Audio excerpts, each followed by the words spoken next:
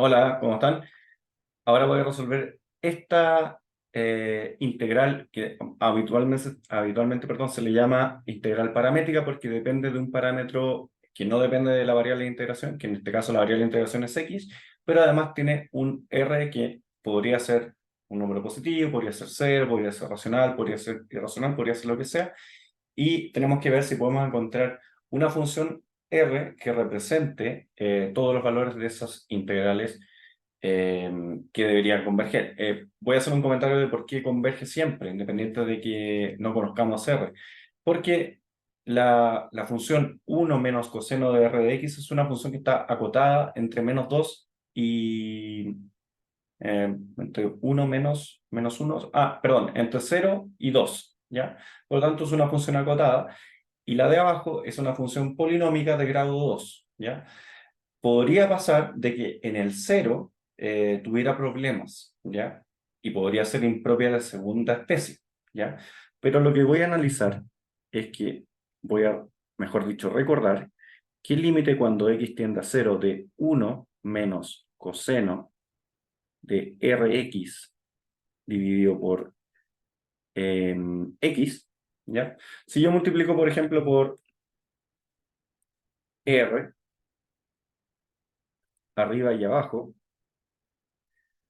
este límite se transforma en, bueno, r veces el límite cuando x tiende a cero de uno menos coseno de Rx. Y ahora voy a explicar por qué multipliqué por r arriba y abajo. Y si yo hago una transformación y digo que Rx es igual a otra variable que es simplemente y me queda 1 menos coseno de i, este es un límite conocido de cálculo diferencial que tiende a cero, por lo tanto esto va a ser r por cero, y esto es simplemente cero. Y lo que quiere decir con que ese límite es igual a cero, que no tiene infinito me refiero, a que no es impropia de segunda especie, porque las funciones son impropias de segunda especie cuando en un punto que aparentemente... pero, perdón, cometí un error.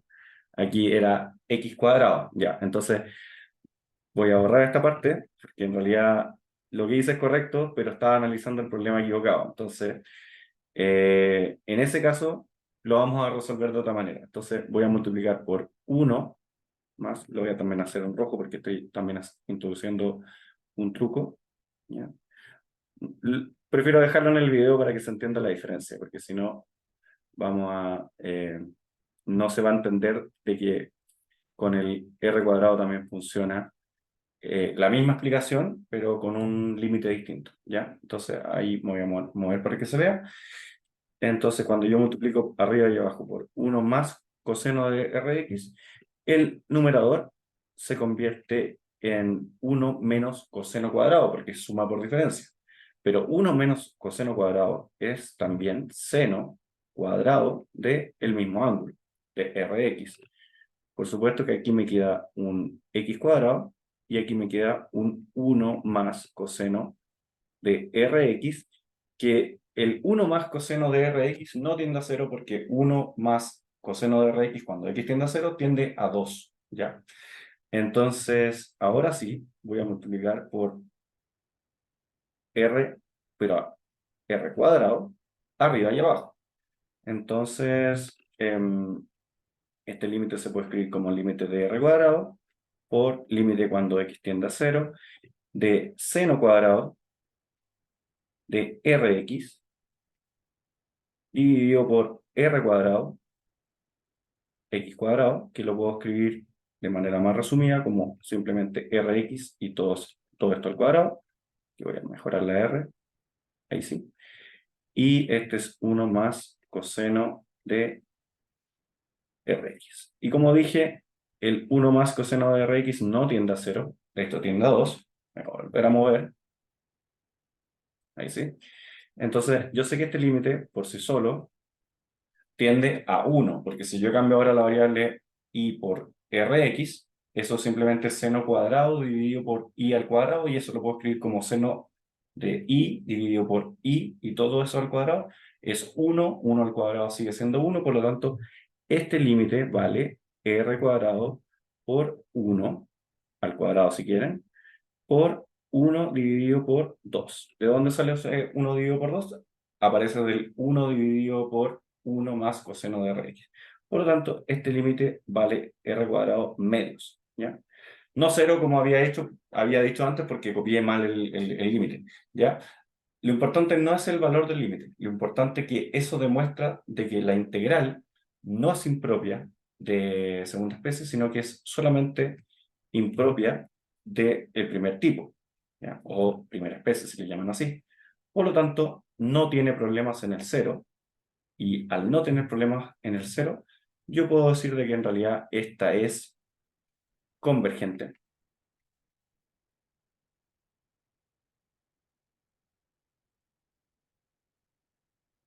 para todo R perteneciente a los reales. Incluso si R vale cero, porque si R vale cero, en realidad eso es la función constante cero, que es convergente, porque las funciones constantes son convergentes siempre y cuando sea cero, ¿ya? O sea, constante no quiere decir que sea convergente, pero se entiende la idea.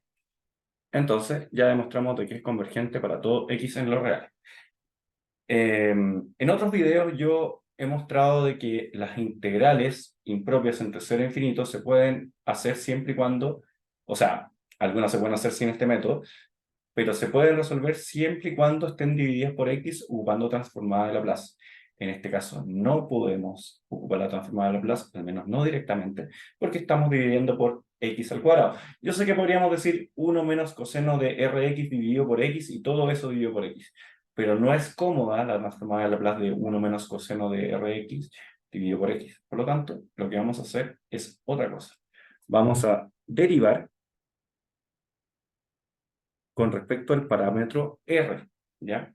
Esto lo podemos hacer porque, como las integrales son continuas, yo puedo derivar con respecto al parámetro siempre y cuando no dependa de la variable de integración. Entonces, lo que vamos a hacer es que vamos a hacer la misma integral, pero la vamos a derivar con respecto a R, que eso es lo que significa R', perdón, ahí sí. Eh, por lo tanto, vamos a derivar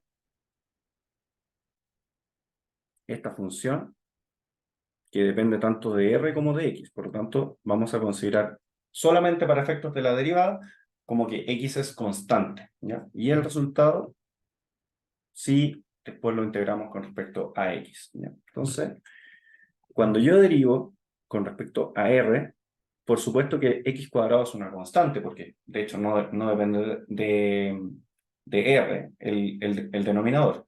Por lo tanto, no voy a aplicar la derivada de un cociente, sino que voy a aplicar simplemente la derivada de la suma, que es la derivada del 1, que es simplemente 0, porque es una constante tanto para X como para R, y la derivada de coseno, como sabemos, es menos seno. Como tengo otro menos, pasa a ser más seno, sigue teniendo que ser Rx el argumento, pero tengo que multiplicar el seno de Rx por la derivada de Rx con respecto a R, que en mi caso va a ser multiplicar por X. ¿Ya? Recuerden de que no estamos derivando con respecto a X, estamos derivando con respecto a R. Por lo tanto, las R son las variables y las X son las constantes. Esto lo cerramos. Tenemos que dividirlo por la constante original, que sigue siendo R cuadrado, y ese resultado lo integramos con respecto a X. ¿Ya? Entonces, ahora, como estamos diciendo que, claro, el X lo estamos integrando en tercero infinito, en el fondo podríamos obviar el cero y considerar solamente límite cuando tiende a cero por la derecha. Eso es lo que dice el teorema fundamental. Entonces, o sea, perdón, no el teorema fundamental. Eso es lo que dice la fórmula de Riemann, que nosotros podemos sacar un punto que nos genere un problema si es que consideramos simplemente su límite. Tal vez lo estoy diciendo mal, pero esa es la idea. No necesariamente tenemos que tocar el cero si estamos integrando entre cero y un número muy grande. Entonces, mi I', que por supuesto va a ser la derivada de la función I de R, no el mismo valor, va a ser la integral entre 0 e infinito. Podemos poner aquí por derecha si quieren, podríamos poner por derecha siempre, ¿ya? Y ahora tengo que simplificar, y digo, bueno, el 0 no importa si lo escribo o no, esto me queda simplemente seno de Rx, y cuando simplifico el x con el x cuadrado, me queda simplemente x. Y la buena noticia es que ahora sí llegué a una función, f si quieren, que está dividida por x, por lo tanto lo voy a ocupar ocupando el método de la transformada de Laplace. Entonces, pero recordemos de que estamos resolviendo y' de r, ¿ya? Entonces, ¿cuál sería la transformada de Laplace de f de x? Bueno, y la transformada de Laplace de f de x es simplemente la transformada de Laplace de seno de Rx sin considerar el x, porque la fórmula dice que no lo consideramos. Entonces, bueno, esto está en una tabla, pero si no la recuerdan, es el parámetro que acompaña a x dividido por s cuadrado más el mismo parámetro que acompaña al x, o a la variable que estamos integrando, porque en general uno integra con respecto a t, pero aquí en este caso el t es el x y el r es simplemente una constante que acompaña a esa variable x, en mi caso. Por lo tanto, esta sería la transformada de Laplace de f de x. Perfecto. Entonces, mi i' de r también se puede integrar entre 0 e infinito, y en lugar de escribir seno de Rx dividido por x en dx, lo que voy a hacer es escribir la transformada de Laplace, y ahora integrada según s. ¿Ya? Entonces, ahora lo que vamos a ver es que esa integral es bastante directa porque se relaciona con el arco tangente de s dividido por r. Si hacen la derivada de s dividido por r y hacen las simplificaciones, van a llegar exactamente a r dividido por s cuadrado más r cuadrado cuando la derivan con respecto a s. Por lo tanto, bueno, necesito un parámetro para hacer tender al infinito. Voy a ocupar la letra b, b de burro, que habitualmente se ocupa para evaluar el infinito positivo. Ya dijimos que esto era arco tangente de S dividido por R, donde S es la variable, R es un parámetro, y ahora tengo que reemplazar el S por B para el infinito, y el S reemplazarlo por 0, porque estamos hablando del 0. ¿Ya? Entonces, voy a escribir el límite, y el límite es límite cuando B tiende a infinito, de arco tangente de B dividido por R, perdón, menos arco tangente de 0, porque si reemplazo el S por 0, da igual por cuánto está dividido, porque R, si bien podría ser 0, no estamos evaluando ese caso especial, sino que estamos evaluando en la generalidad. Entonces, aquí vamos a colocar simplemente 0. Y yo sé que arco tangente de 0, como tangente de 0 es 0, arco tangente de 0 también es 0. ¿Ya? No como límite, sino que como expresión constante, porque es una función y la podemos evaluar en un número fijo. En cambio, arco tangente de b dividido por r, tengan cuidado acá, porque si b tiende a infinito positivo y r es un número positivo, eso vendría siendo pi medio. Pero si r fuera un número negativo, eh, estaríamos en infinito dividido por un negativo es menos infinito, y arco tangente de menos infinito, cuando tiende el valor de adentro del arco tangente, eso tendería a menos pi medio. Entonces, lo que tenemos que colocar es que puede ser pi medio, dependiendo de cómo es el signo del parámetro, y puede ser, y podría ser menos pi medio, dependiendo de si el parámetro es negativo. Por lo tanto, lo que vamos a usar es la función valor absoluto. Vamos a decir que esto es pi medio por el valor absoluto de r dividido por el valor de r sin valor absoluto. Ese es una forma de resumir el signo. Es como decir, cuando r es positivo, valor absoluto de r y r son iguales y vale 1 el cociente. Y cuando el r es negativo, eso me da igual a menos r dividido por r. Y eso es negativo. ¿Qué pasa en el caso del 0? En el caso del 0, si lo quieren poner aquí, y' de r vale 0 si es que r vale 0. Y si R es distinto de 0, esto vale pi medio por valor absoluto de R dividido por R. Ahí tenemos cubiertos todos los casos. ¿Por qué? Porque si R hubiese sido 0, aquí no hubiéramos tenido integración. Esto habría sido 0. 0 dividido por R, por S cuadrado es 0. Por lo tanto, la integral entre 0 e infinito vale 0. Por lo tanto, si a alguien le molestaba de que el R estuviera como denominador, el R está como denominador siempre y cuando no sea 0. ¿Ya? Y ahí tenemos cubiertos los dos casos. El problema es que nosotros tenemos I' y necesitamos, perdón, I de R, no I'. Encontramos la derivada. Ahora lo que tenemos que hacer es evaluar qué pasa cuando nosotros integramos la función I de R en términos de, integramos ahora con respecto a R para encontrar la solución, ¿ya? Pero nos falta un pequeño eh, recordatorio, mejor dicho, porque en realidad ya lo dijimos, ¿ya? Lo que yo dije al principio es que I de 0, reemplazando el R por 0, me voy a mover.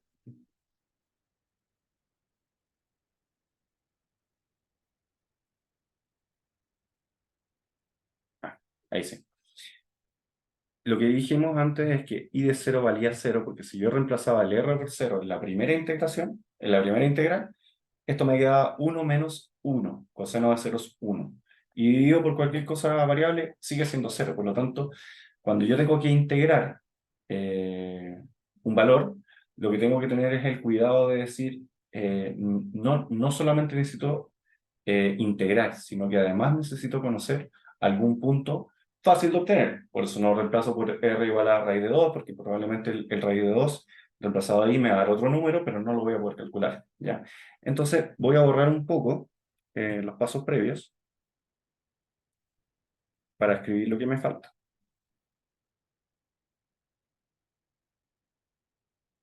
Nosotros dijimos que vamos a considerar solamente los casos cuando R sea distinto de 0 por simplicidad, porque obviamente eh, la función R dividido por R no está definida para los ceros. Entonces lo que vamos a decir es que en realidad yo tengo que encontrar una solución de la integral de R dividido por R, el R en valor absoluto arriba. ¿Ya? Voy a borrar esto. Ahí sí. Entonces, lo que voy a hacer es integrar ahora con respecto a R. Entonces, I de R, que es lo que yo quiero encontrar, y lo podemos ver de dos formas. Podríamos integrar, por ejemplo, para los R positivos y comparar la diferencia con los R negativos. Entonces, lo que voy a hacer aquí es decir que cuando el R es positivo, en realidad eso vale simplemente pi medio, ¿ya? Y su integral con respecto a R va a ser pi medio por R más una constante de integración que le voy a llamar C1. Lo voy a hacer un poco más despacio.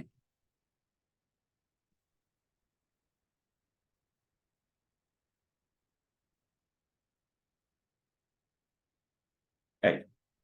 Eso si R es positivo, ¿ya? Si R es negativo, esto vale menos pi medio por R, por lo que dijimos antes, más otra constante de integración, digamos C2. Y lo que sabemos es que si R vale 0, su solución tiene que ser 0, ¿ya? Por lo tanto, vamos a ocupar otra propiedad de las primitivas que dice que las primitivas tienen que ser continuas siempre. Por lo tanto, límite cuando R tiende a 0 por la izquierda de I de R tiene que ser igual al límite cuando R tiende a 0 por la derecha, y a su vez tiene que ser igual a I de 0. ¿Ya? O sea, tiene que existir el límite tanto lateral por izquierda como lateral por derecha, tienen que ser iguales y además tiene que ser igual a la imagen porque tiene que ser continuo. ¿Ya? Entonces, cuando nosotros hacemos límite cuando R tiende a 0 por la izquierda, estamos tomando esta parte. Y cuando hacemos tender el límite, esto me da simplemente C2. ¿Ya? Cuando hacemos tender límite cuando R tiende a 0 por la derecha, estamos tomando esta parte de la función, y si evaluamos en R en 0, me queda 0 más C1. Por lo tanto, yo sé que C1 tiene que ser igual a C2. Y además, por lo que dijimos arriba, I de 0 es 0. Por lo tanto, esto tiene que ser 0. Si C1 es 0 y C2 es 0, quiere decir de que mi IR es la función πr cuando R es mayor que 0 y menos πr cuando la función es cuando R es menor que 0 y 0 en el caso del igual a 0. Pero me doy cuenta que eso lo puedo resumir mucho más simple en este caso, porque lo puedo dejar como pi medio por simplemente valor absoluto de R, que a diferencia del R valor absoluto dividido por R, esta sí es continua en cero. Por lo tanto, me sirve para todos los tramos, para los R negativo, R positivo, y en particular también para R igual a cero. Por lo tanto, es simplemente la función pi medio por valor absoluto de R. Entonces quiere decir que si nosotros ahora reemplazamos mi R, por ejemplo, por raíz de 2, como habíamos dicho en el ejemplo, el resultado sería bastante bonito. Sería pi dividido por raíz de 2 medios o, escrito de otra forma, pi sobre raíz de 2. Así que esa sería la respuesta. Les agradezco por haber visto el video, espero que les haya gustado. Así que estén muy bien. Chao.